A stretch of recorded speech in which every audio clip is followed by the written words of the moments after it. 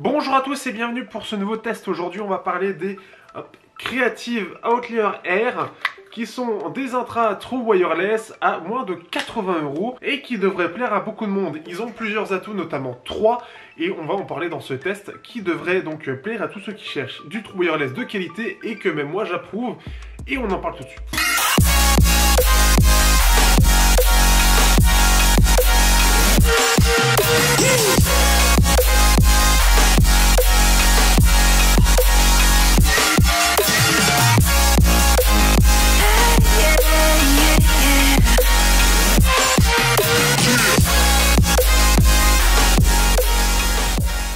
Au niveau du design, on se retrouve avec un boîtier qui est un petit peu épais. Par contre, si on compare au TFZ X1, c'est un peu plus gros. Par contre, c'est un peu plus léger aussi. Ici, on a une grosse batterie, donc forcément aussi, ça n'aide pas. Et c'est en métal. Ici, donc, on est sur globalement du plastique, mais c'est de la qualité. Donc, clairement, ça fait vraiment bien. On a de l'USB type C, ce qui va plaire à tous ceux qui ont un smartphone Android et qui ne vont pas s'emmerder avec certains à moins de 80 € qui sont en micro USB. Donc ça, c'est le premier point déjà important que je souhaite mettre en avant, c'est celui-là, parce que clairement, ça fait plaisir pour recharger et ne pas devoir mettre plus de 100 € pour avoir quelque chose en USB type C. Donc, ce qui fait que déjà, voilà, le design du boîtier, on a un tiroir pour ouvrir, ça c'est quelque chose que j'apprécie, et nous avons les intras à l'intérieur. Comme vous pouvez voir, vous avez ici deux LED pour, chacun a une LED en rouge. Donc là, c'est en rouge pour dire que c'est en train de charger. Sinon, c'est en bleu et vous pouvez voir donc ça clignote très lentement.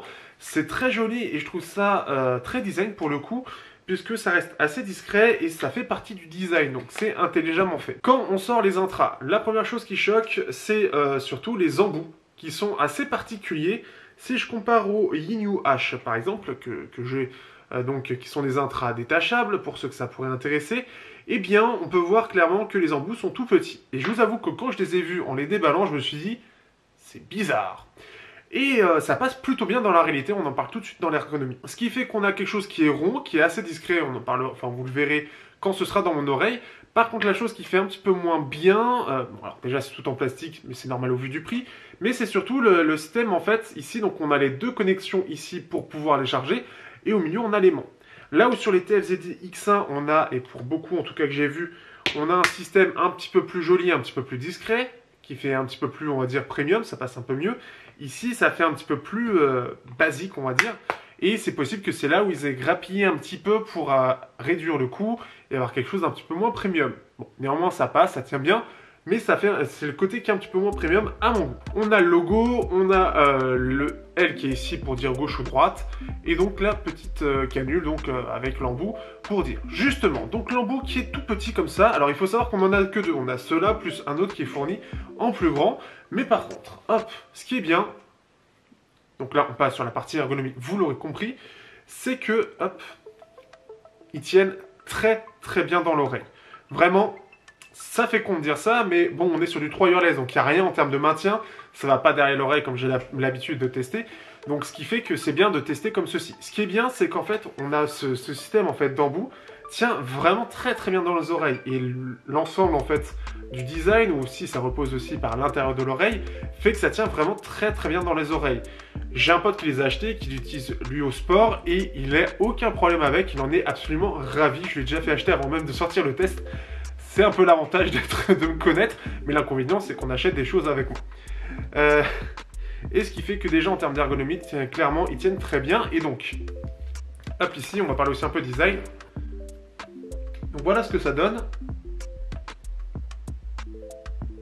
Voilà ce que ça donne donc dans l'oreille. Alors, ce qui est bien déjà, c'est que c'est assez discret, ça reste design. J'en connais un dans mon tram que je prends le matin pour aller au travail, qui a ces mêmes intras, donc avec ce même système ici comme ça. Donc on reconnaît déjà les créatives de par leur design et de par ce système de LED qui est très discret mais qui fait très joli, puisque je trouve justement qu'on les voit assez peu, puisqu'ils ressortent assez peu de l'oreille, mais ce système de LED comme ceci en fait fait totalement la caractéristique de ces créatives. Donc ce qui fait que c'est joli, je me suis dit, tiens, je les ai reconnus tout de suite.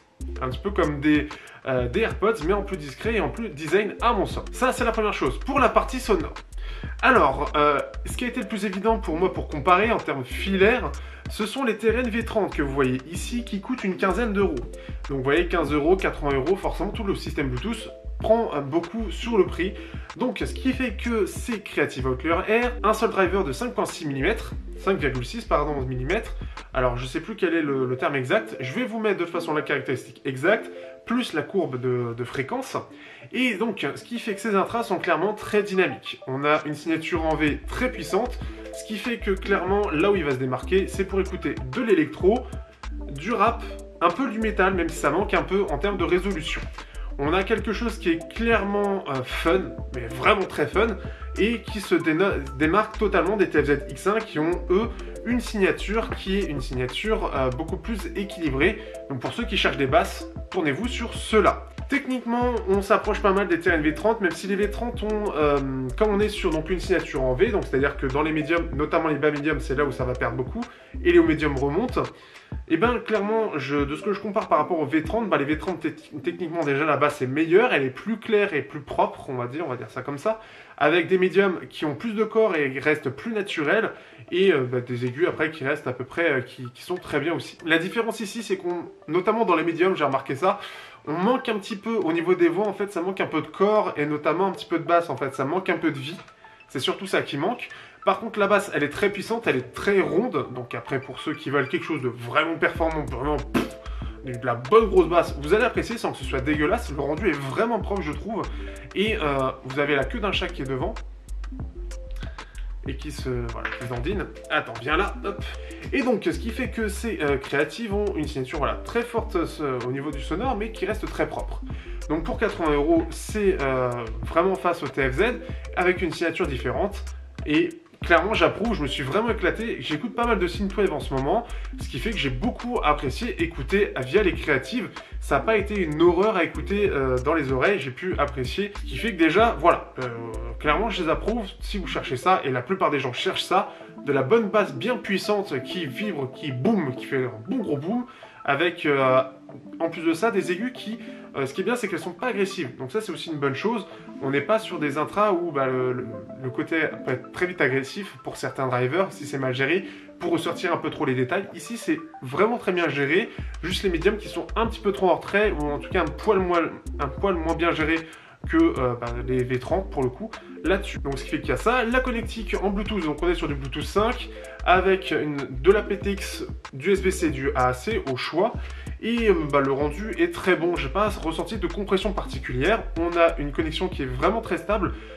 Les petites déconnexions intempestives, je les ai eues que sur un smartphone qui était le Motorola One Vision, qui est sous Android One et qui est pas très bien optimisé, j'ai l'impression, au vu du Nokia 9 PureView par exemple. Donc, ce qui fait que si votre téléphone est bien optimisé, vous n'aurez vraiment pas de soucis sur la connexion, et ce sera très clairement meilleur que les Pamus Lite que j'ai eu très légèrement en test via un abonné d'ailleurs, mais j'ai été extrêmement déçu.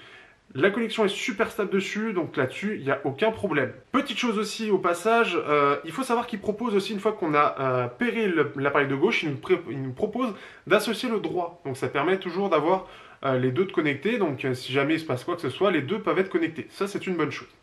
Pour l'autonomie, on est sur du 10 heures. 10 heures juste avec ça, plus le boîtier qui lui contient 20 heures. Ce qui est une excellente chose pour moi, et bien meilleur que ce qu'on a l'habitude de voir du 4-5 heures. C'est même meilleur que les TFZ X1 qui sont à 7-8 heures. Ici, on est vraiment sur du 10 heures et ça se remarque réellement. Donc ce qui fait que, clairement, vous allez pouvoir l'utiliser 10 heures sans problème, qui fait beaucoup.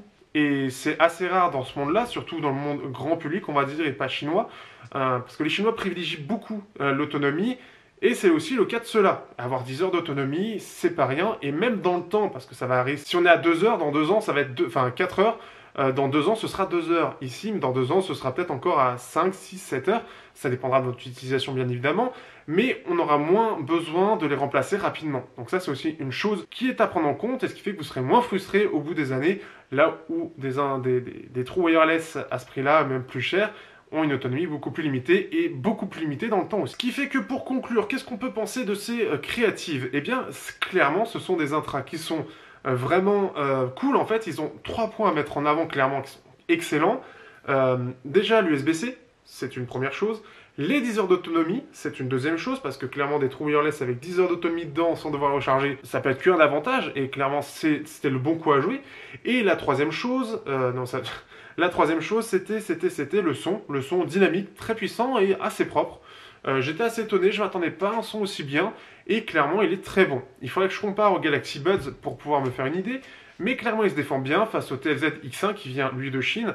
Là on est sur une marque qui est aussi en Europe, donc là c'est différent et ça se défend vraiment bien. Le driver de 6 mm est vraiment performant, ils l'ont bien réglé, il est agréable, il est fun, et pour les styles qu'on utilise un petit peu partout, ça va clairement très bien passer. Dernière petite chose, moi le petit truc bonus que j'aime bien, c'est vraiment le boîtier vraiment qui est donc, comme je l'ai dit, donc un espèce de tiroir. Ça tient vraiment bien.